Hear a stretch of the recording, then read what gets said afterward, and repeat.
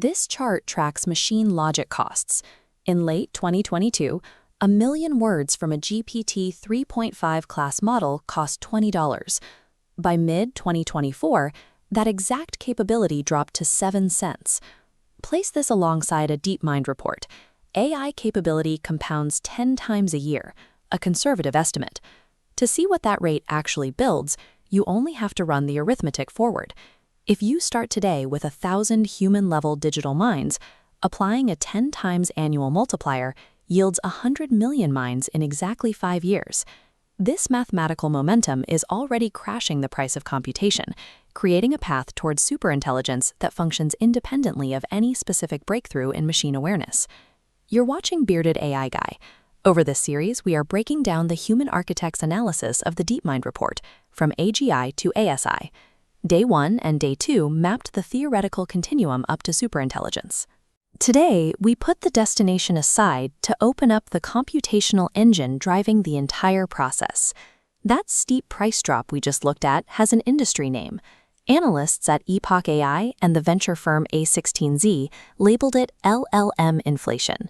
While the cost of physical goods and services drifts upward over time, the price of a unit of machine intelligence is moving violently in the opposite direction.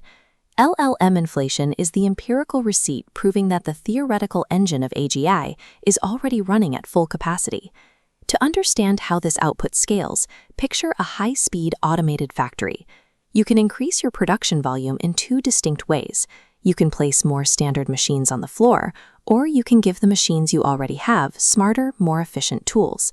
The DeepMind report captures both of these upgrades in a single metric called effective compute.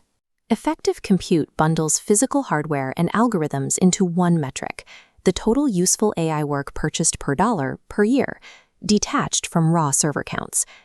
The report offers no fixed timeline, acknowledging these curves could eventually bend or stall. What this metric does establish is that the raw fuel required to travel from human level to superhuman intelligence is becoming exponentially abundant and predictably cheap. The report decomposes that 10 times annual multiplier into 3 specific components.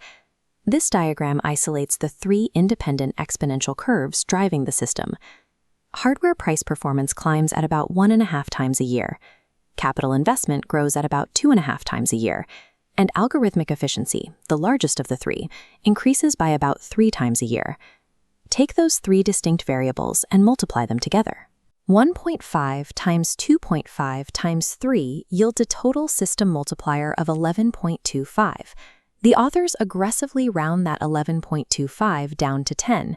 That is why 10 times is framed as the conservative baseline. The mechanical secret of this engine is that these factors multiply rather than add. If you map these 3 curves additively on the left, you get a steady, manageable slope. Because they actually multiply, shown on the right, they compound into a near-vertical wall of capability. This mathematical structure makes traditional bottlenecks highly forgiving. Even if silicon fabrication slows down, the multiplying force of the other 2 variables maintains massive year-over-year jumps across the total system. That roughly 250-fold price drop we saw earlier is exactly what the data looks like when you are living inside a multiplicative stack. To test what a sustained 10 times multiplier actually buys, the report runs a thought experiment. Assume human-level AGI arrives, but pessimistically, the instances are incredibly slow and expensive to run. You start with a hard constraint, affording only 1,000 digital minds, each only as capable as a competent professional. Watch what the compounding mechanism does to that starting constraint. After exactly 1 year, that population expands to 10,000. By year 2, 100,000. After 5 years of sustained multiplication, those initial 1,000 instances have become 100 million. That is a digital population larger than the workforce of any existing nation, instantly coordinable and infinitely copyable. You can also allocate that exact same computing power differently. You can run a smaller population of 1 million instances, but run them at 100 times human speed. That configuration yields 1 million digital researchers, each experiencing a subjective century of thought and testing within a single calendar year. The raw capability comes entirely from the mathematical exponent applied directly to population scale and processing speed. There is a distinct limit to raw compute, which you can picture as searching through a maze. Raw velocity lets you check dead ends faster, but eventually possessing a better map or a smarter heuristic matters significantly more than sheer brute force searching. This creates the primary unresolved tension buried within the DeepMind paper. The authors establish a hard distinction between the fuel and the root. On the left, effective compute is the fuel. On the right, the architectural pathway to superintelligence is the root. The LLMflation receipt definitively proves that the fuel is getting radically cheaper and more abundant every single day. What the data cannot prove is whether simply pouring endless, cheap fuel into our current models will take us the rest of the way, or if crossing the final threshold requires entirely new architectural ingredients. This is the strict boundary of the report's certainty. It meticulously maps the sheer scale of the incoming compute, but it refuses to guarantee that scale alone equals superintelligence. Moving forward, the narrative shifts from individual inventors and breakthrough events to the steady pressure of global compounding. Look at the rise of the internet.